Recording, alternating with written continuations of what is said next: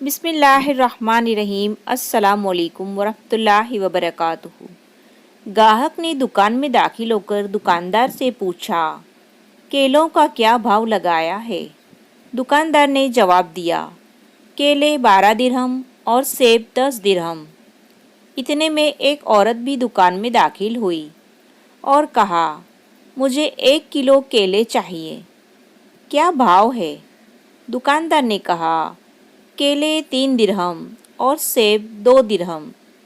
عورت نے الحمدللہ پڑھا۔ دکان میں پہلے سے موجود گاہک نے کھا جانے والی غضبناک نظروں سے دکاندار کو دیکھا۔ اس سے پہلے کہ وہ کچھ کہے، دکاندار نے گاہک کو آنکھ مارتے ہوئے تھوڑا سا انتظار کرنے کو کہا۔ عورت خریداری کر کے خوشی خوشی دکان سے نکلتے ہوئے کہنے لگی، اللہ تیرا شکر ہے، میرے بچے انہیں کھا کر بہت خوش ہوں گے۔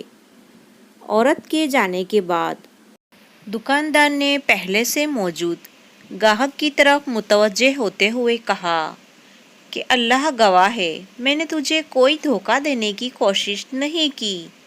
یہ عورت 4 یتیم بچوں کی ماں ہے، کسی سے بھی کسی قسم کی مدد لینے کو تیار نہیں ہے۔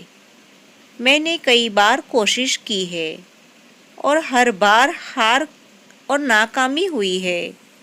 اب مجھے یہی طریقہ سوجا ہے کہ جب کبھی آئے تو اسے کم سے کم دام میں چیزیں دے دوں۔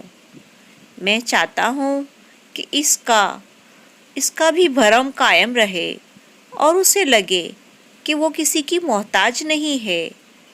میں یہ تجارت اللہ کے ساتھ کرتا ہوں اور اس کی رضا خوشنودی کا طالب ہوں۔